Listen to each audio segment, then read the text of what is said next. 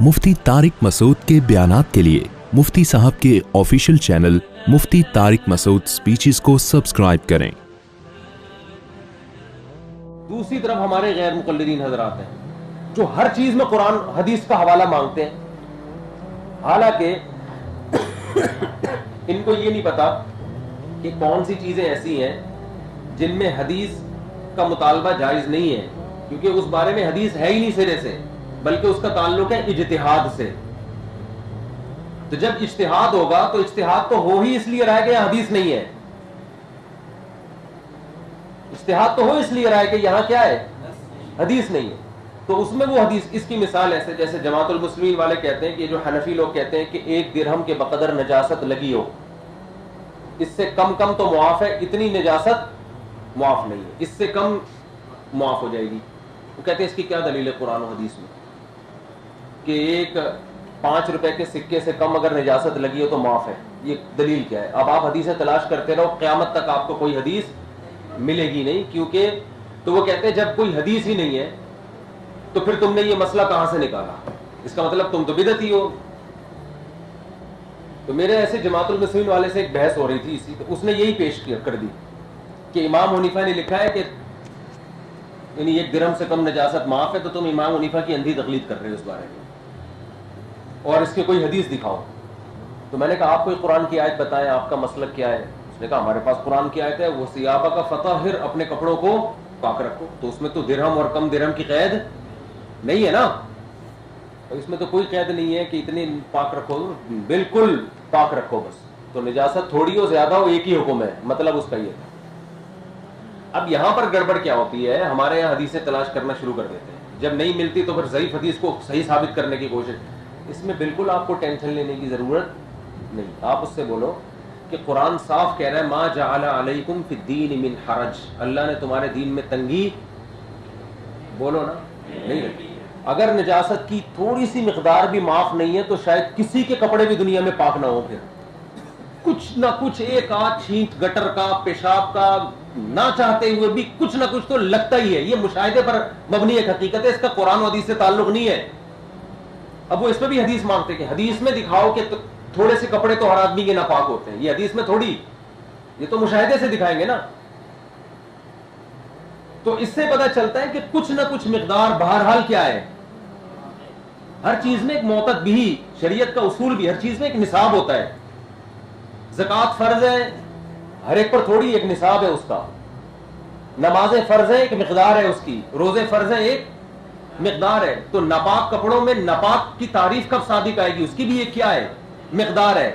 अब शरीयत ने उसकी मिकदार वाज़ेह तौर पर नहीं बताई, तो अब यह हम क्या करेंगे, इज्तिहाद करेंगे। तो वो इज्तिहाद यही है कि इमाम हनीफा कहते हैं क़ज़ाए हाजत जब इंसान करता है तो हुक्म यह है कि पानी से इस्तिंजा करना लाजिम, बोलो, नहीं है। लेकिन अगर मकात से नजासत दाएं बाएं फैल जाए तो पूरी उम्मत का इत्तेफाक है कि फिर पानी से इस्तिंजा करना वाजिब, ये इजमा है इस पर।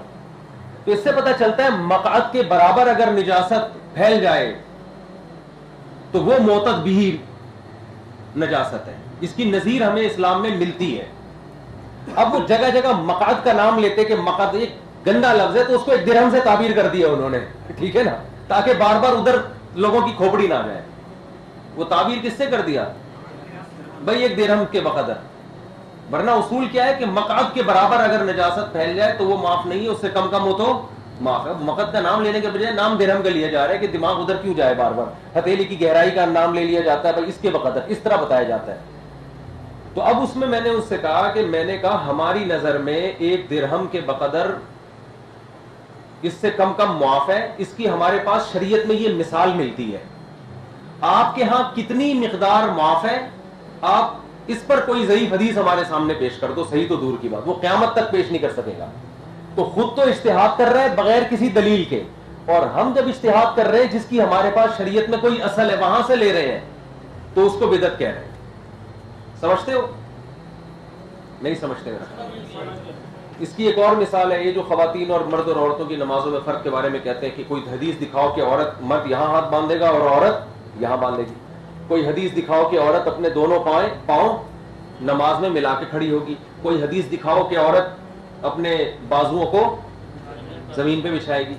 بھائی حدیث سے اجماع امت سے جب یہ ثابت ہو گیا نا کہ عورت سمٹ کے نماز پڑھے گی, یہ اجماع امت سے, اس کے میں الگ سے دلائل دے چکا ہوں, ابھی یہ ٹاپک نہیں ہے. تو جب یہ ثابت ہو گیا نا کہ سمٹ کے پڑے گی, پھر اس سمٹنے کی کیفیات حدیث میں واضح نہیں ہے, اس میں اجتہاد ہے. ہم کہتے ہیں سمٹ کے پڑے گی, ہماری نظر میں سمٹنا یہی ہے کہ پاؤں ملا لے, ایسے جسم کو ضم کر لے. تو آپ بتاؤ کہ یہ والا سمٹنا اگر معتبر نہیں ہے تو آپ اس سمٹنے کی قرآن و حدیث سے آپ تشریح بتا دو.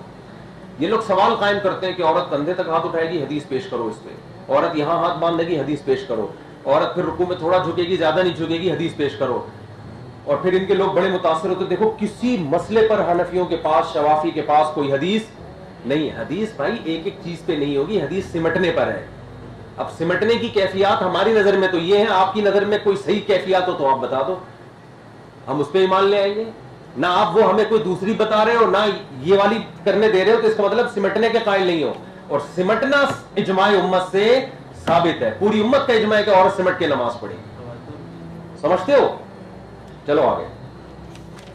حدیث نمبر 141. یہ جب حدیث مانگا کرے نا کہ اہل حدیث حضرات جب حدیث مانگے نا کہ عورت کے سمٹ کے نماز پڑھنے پر کوئی حدیث پیش کرو, تو فوراً آپ ان سے بولا کریں عورت لبیک آہستہ کہے گی, اس پہ کوئی حدیث پیش کرو. عورت صفا مروہ میں دوڑے گی نہیں, چلے گی, اس پہ کوئی حدیث پیش کرو. عورت طواف کے پہلے 3 چکروں میں رمل نہیں کرے گی, اس پر کوئی حدیث پیش کرو. ان کے پاس قیامت تک کوئی حدیث بولو نہیں. پہنچتے ہو؟ تو جب ادھر یہ نہیں کہتے بدعت ہے,